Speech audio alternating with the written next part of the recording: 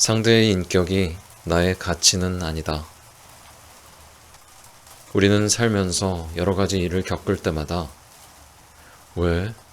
하고 질문한다. 왜 나는 이런 대접을 받을까? 왜 그 사람은 나를 싫어할까?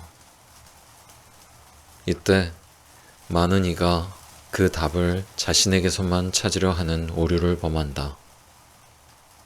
내가 부족해서, 내가 매력적이지 않아서, 내가 집안이 좋지 않아서. 이를 심리학에서는 개인화라 표현하기도 하는데, 나와 관계없는 일까지 나에게 원인이 있는 것처럼 생각하는 것이다. 그런데 정말 그럴까? 한 정신과 의사가 정작 치료받아야 하는 사람은 안 오고 그 사람에게 상처받은 사람들만 병원에 온다는 이야기를 한 적이 있다. 실제로 한 인기 아이돌의 악플러를 검거했더니 명문대 법대를 나온 중년의 남성이었고 사법시험에 여러 차례 떨어진 뒤 정신질환을 앓고 있었다. 비난의 이유는 피해자의 성격도 태도도 외모도 실력도 아닌 그저 누군가의 해결되지 못한 문제일 수 있는 것이다. 그럼에도 우리는 상대의 문제를 나의 문제로 착각하며 자신을 탓하곤 한다. 하지만 같은 사람에게도 전혀 다른 상황이 벌어지는 이유는 상황의 변수가 내가 아닌 상대였기 때문이다. 카페 직원이 퉁명스럽다면 사장에 대한 불만 때문일 수 있고, 아침에 만난 김 과장이 까칠하다면 집에 안 좋은 일이 생긴 탓일 수도 있듯이 나를 향한 비난과 무례의 원인이 내가 아닐 수도 있다. 게다가 세상에는 난생 처음 보는 사람조차 깔아뭉개려는 사람도 있고, 상대를 헐뜯기 위해선 편집이 아닌 창작을 불사하는 사람도 있으며, 아주 작은 권한으로도 졸렬한 권력을 휘두르는 사람도 있다. 때론 우리의 행동을 돌아보는 노력도 필요하고 상처가 생기는 건 어쩔 수 없겠지만 적어도 상대의 문제까지 내 문제로 끌어오지는 않아야 한다. 상대의 기분은, 상대의 태도는, 그리고 상대의 인격은 당신의 진실이 아니다.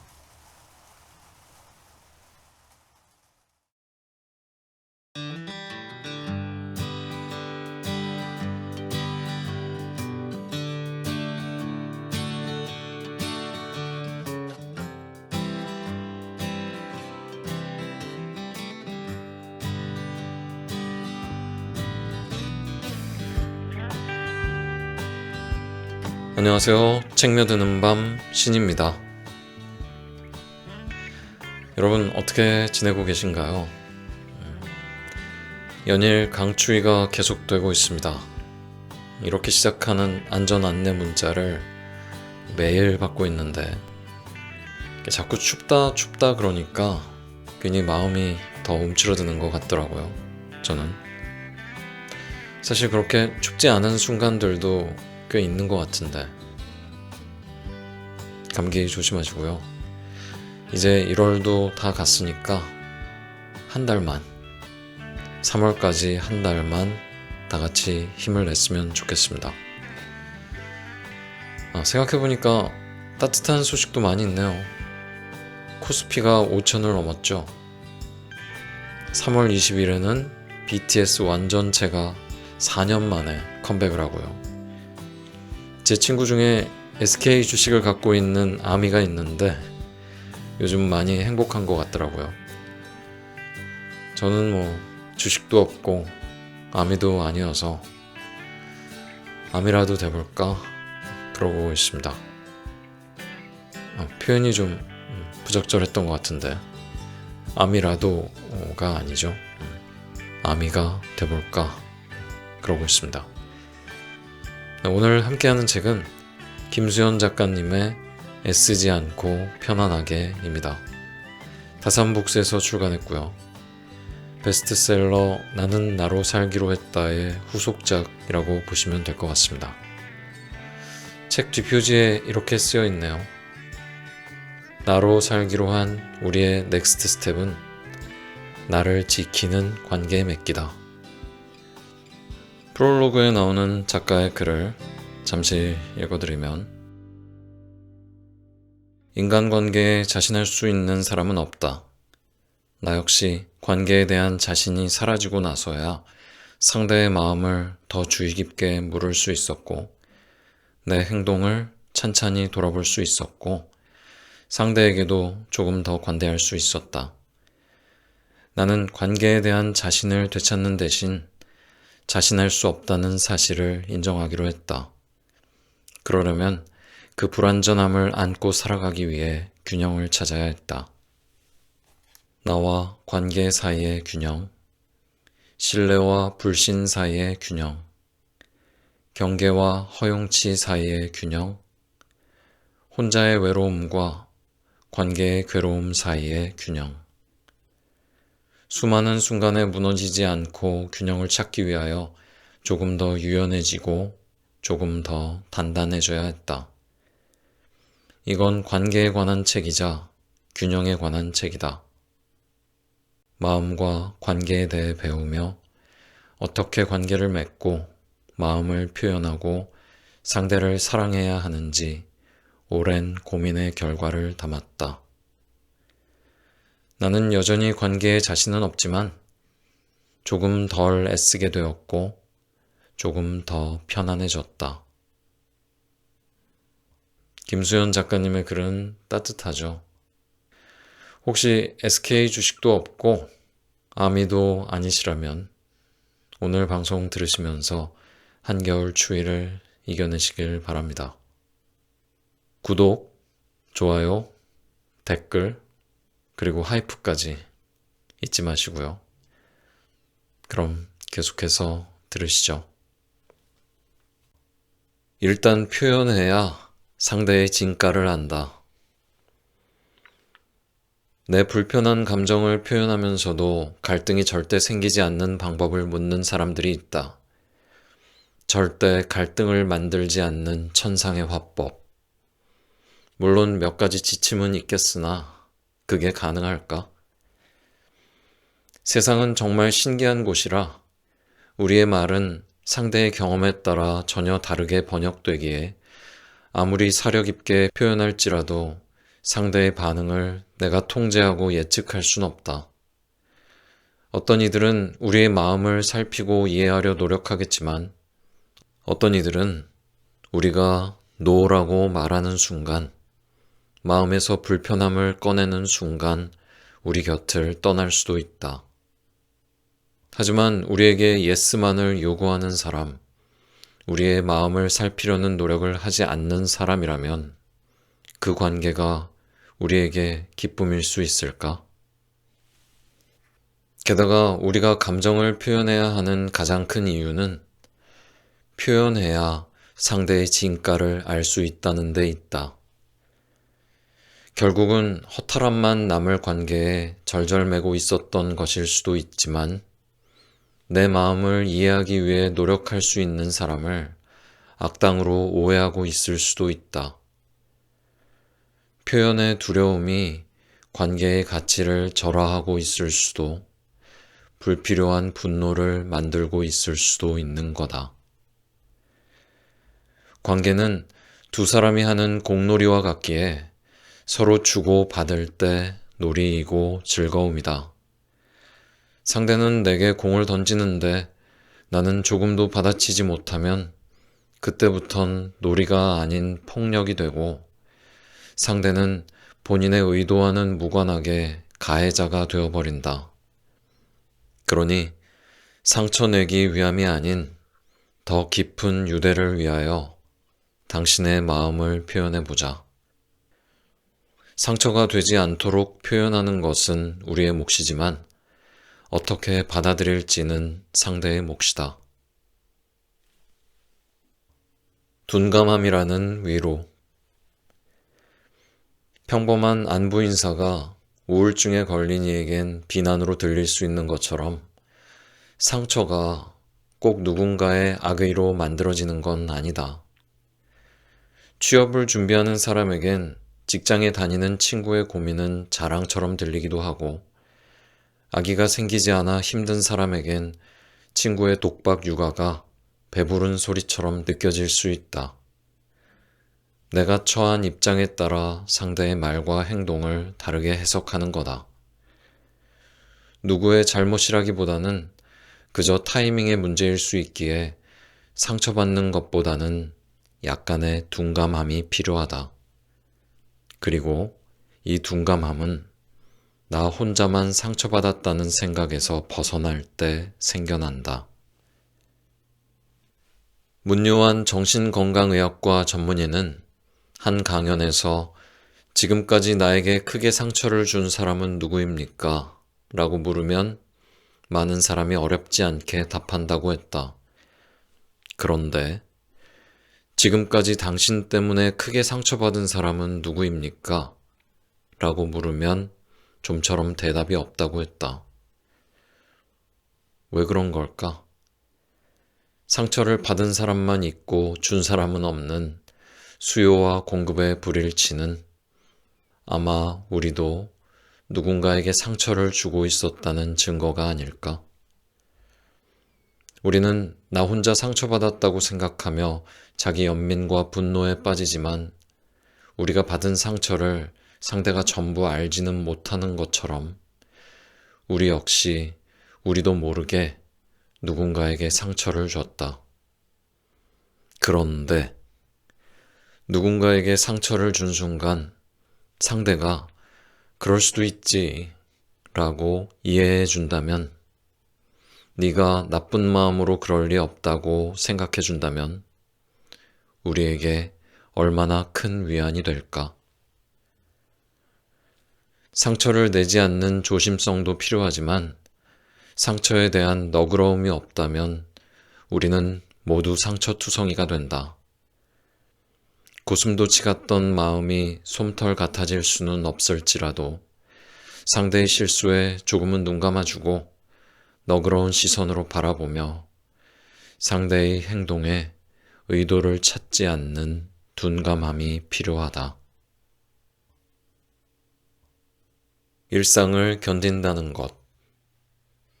대학 시절 친구 자취방에 놀러 갔다가 화장실에 물때를 보고 어떻게 집 화장실에 물때가 있지? 하며 놀란 적이 있다. 그때 놀란 이유는 내가 화장실 청소를 너무 잘해서가 아니라 해본 적이 없어서였는데, 언제나 물때가 생기기 전 엄마가 청소를 해뒀기에 가능한 일이었다. 나는 항상 깨끗하게 청소된 집에서 말끔히 세탁된 옷을 입었으며 밥솥엔 항상 밥이 있었다. 내게는 늘 당연했던 그 일상에는 엄마의 수고가 있었다는 것을 한참 지나서야 알았다. 일상을 유지하기 위한 노력은 늘 이런 식이라 시간을 들여야 하는 지루하고도 고된 일이지만 겉으로는 큰 변화가 보이지 않기에 쉽게 간과된다. 하지만 그 노력을 중단하는 순간 물때가 생기고 더러운 옷이 쌓이고 바닥엔 발을 디딜 곳이 사라진다. 아무것도 하지 않으면 삶의 공간은 금세 엉망이 되어버리는 것이다. 산다는 것 역시 집안일을 하는 것과 같아서 살아가기 위해 우리는 끊임없이 일상을 돌봐야 한다. 어떤 이는 피곤한 아침을 견디며 출근했고, 어떤 이는 고단한 하루를 버텨냈으며, 어떤 이는 가족을 돌봤고 아이에게 삶을 주었다. 만약 아무것도 해내지 못했다고 말한다면 그건 살아내는 걸 너무 우습게 여기는 것일지도 모른다. 살아간다는 건 파도 위에 서 있는 것처럼 넘어지지 않고 버티는 것만으로도 엄청난 노력과 힘이 필요하다. 대단한 무언가를 이루지 않았을지라도, 가만히 서 있는 것처럼 보일지라도 힘겨웠던 순간들과 버거웠던 감정들은 이미 온 힘을 다해 삶을 지켜낸 증거다. 그래서 나는 수고했다는 그 평범한 인사가 그렇게도 좋았다.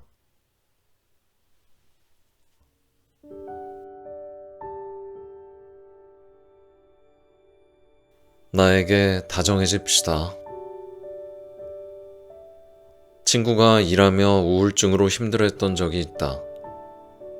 우울증 약을 복용하며 버텼지만 약의 부작용으로 잠시 일을 그만두게 됐다. 나는 자책하는 친구에게 괜찮다고 어쩔 수 없었다고 위로를 했는데 가만히 듣던 친구는 내게 이런 질문을 했다.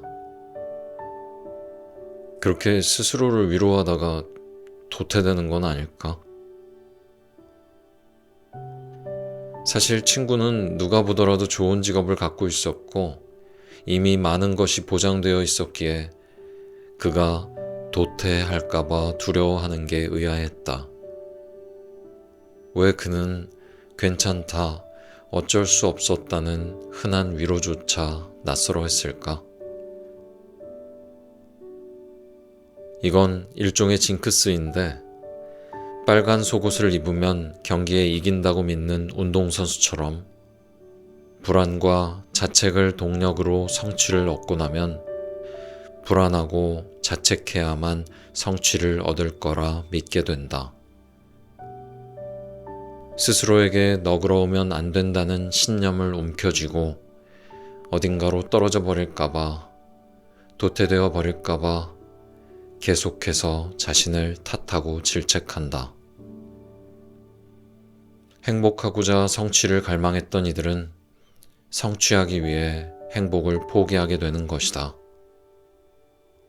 그런데 자신에게 너그러우면 정말 도태되는 걸까? 자책만이 우리를 성취하게 하는 걸까? 예전에 나도 왜 이렇게 애매하고 어설프고 이룬 것 없는 어른이 되었을까 하는 생각을 한 적이 있다.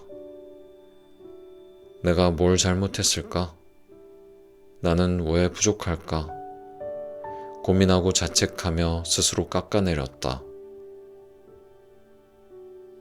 그러다 문득 나를 위해 항변하고 싶은 마음이 생겼다.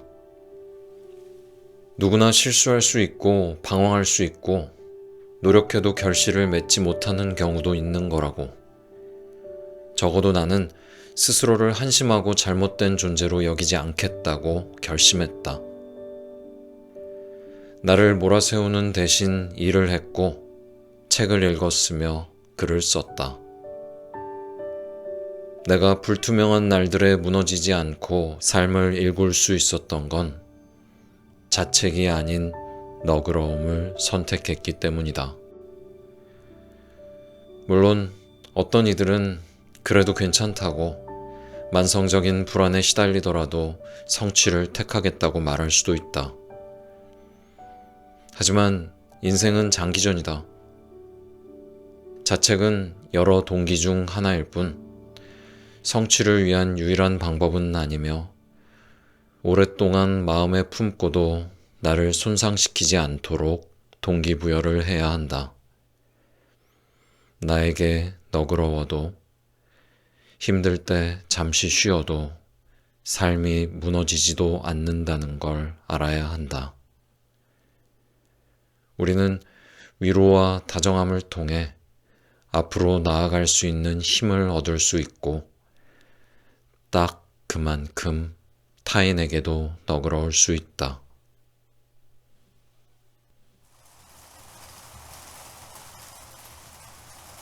행복에도 노력이 필요해요.